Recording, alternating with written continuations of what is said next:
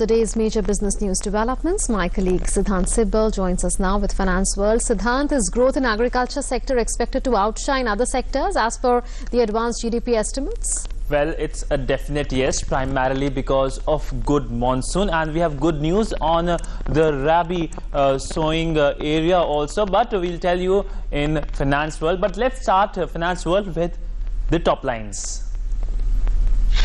India-Kazakhstan to amend the two-decade-old Double Taxation Avoidance Convention, or DTAC. Revised tax treaty will prevent misuse of the DTAC and will allow application of domestic laws against tax evasion.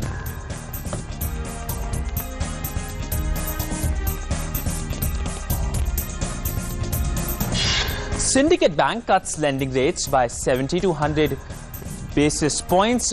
Flush with higher deposit, banks have been reducing their MCLRs. Country's largest lender, the State Bank of India, had reduced the MCLR by 90 basis points.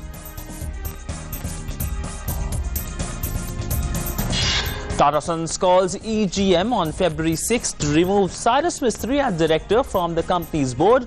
Tata Sons had abruptly removed Mistry as its chairman on October the 24th and sought his ouster from operating companies like Tata Motors and TCS.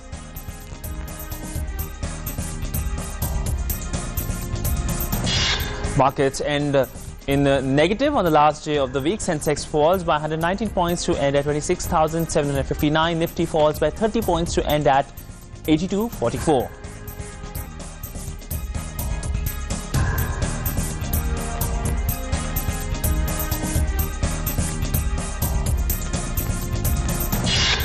And the day 13th of Digidhan Mela, marked in Amritsar, Punjab, gets an enthusiastic response. Lucky draw under Lucky Grahak Yojana announced.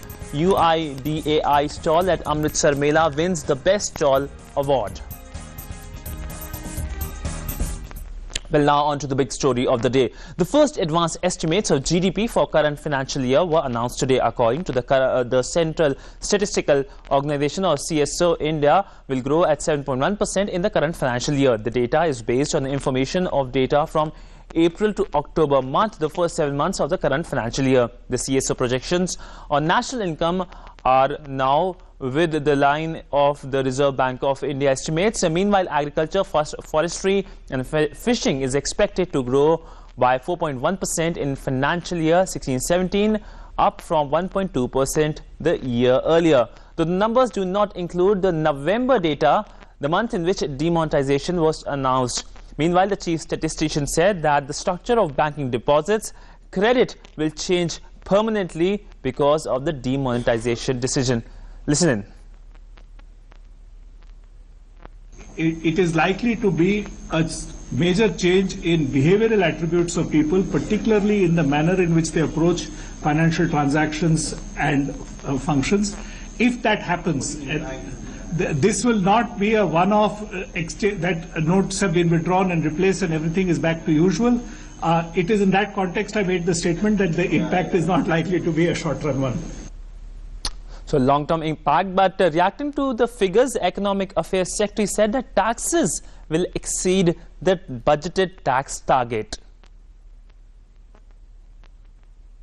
So far as the tax targets are concerned, we will exceed the BE targets. जब सारे विश्व में मतलब slow down हो रही है और सारे डेवलप्ड कंट्रीज में भी स्लो डाउन हो रही है, तो naturally India cannot be an exception. So when the whole world, the entire global economy, including the developed economies and also other emerging countries, there is a trend of a slowdown.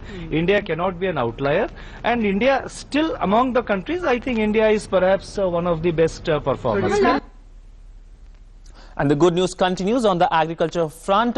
Rabi crop sowing has crossed 602 lakh hectares. As per the preliminary reports received from states, the total area sown under Rabi crops as on 6th of January 2017 stands at 602.75 lakh hectares as compared to 565.89 lakh hectare this time in 2016. Wheat has been sown, transplanted in 303.16 lakh hectares, rice in 12.74 lakh hectares, pulses in 152.63 lakh hectares, coarse cereals in 53.60 lakh hectares, and area sown under oil seed is 80.63 lakh hectares. And finally, the government has issued notification for setting up of the Indian Skill Development Services, or ISDS. ISDS is aimed at strengthening the country's skills development ecosystem. ISDS will be a Group A service where induction will take place through Indian Engineering Service examination conducted by the UPSC. The purpose of instituting a formal service in Group A category was initiated almost 2 years back when the Ministry of Skills Development and Entrepreneurship was formed, and the Union Cabinet approved its creation on 7th of October 2015. ISDS will have 263 All India posts. The cadre shall comprise of 3 posts at Senior Administrative Grade, 28 posts at Junior Administrative Grade, 120 posts at Senior Time Scale, and 112 posts at Junior Time Scale. The Academy for Training of the cadre will be the National Institute of Skill Development.